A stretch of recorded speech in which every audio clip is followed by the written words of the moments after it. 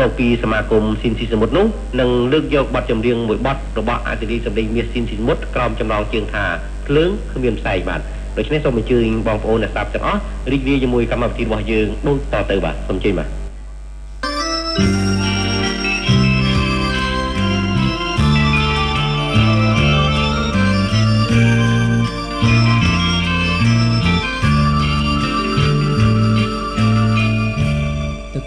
សមុទ្រផុតកន់ទុយភ្នែក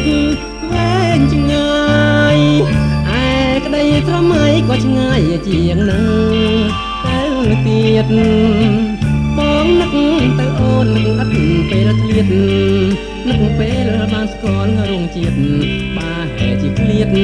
ពីប្រាណក្តីប្រាថ្នាលាយនឹងសេចក្តីសង្ឃឹមបងញញឹមលេងនឹងទឹកភ្នែកគ្មានស្រានសង្ឃឹមថាកែវកល្យានអូននឹងវិលវិញមិនខានបានជួបគ្នាជាថ្មីបងនឹកបងគិតបងបាត់ភ្នែកផ្សងនេះហើយរឿងបងដែលថ្លែងរាល់ពេល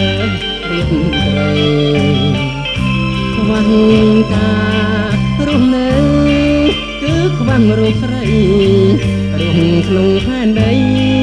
ម្នាក់ឯងអូនឃ្លាតទៅឥតបានទុកនៅសន្យាអ្វីក៏មិនថារែងរត់ឲ្យបងចំម៉ែងនេះហើយផ្លូវស្នេហ៍ជាផ្លូវគ្មានផ្សែងធ្វើឲ្យបេះដូងហួតហែងចិត្តចំបែងលូខ្សែ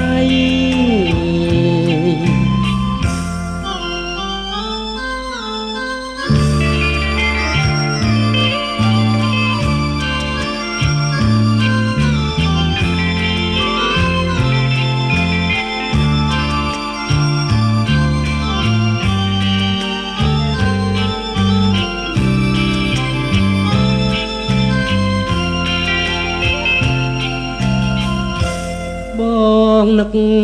បងគិតបងបាត់ភ្នែកផ្សងនេះហើយរឿងបងដែលថ្លែងរាល់ពេលរៀបត្រី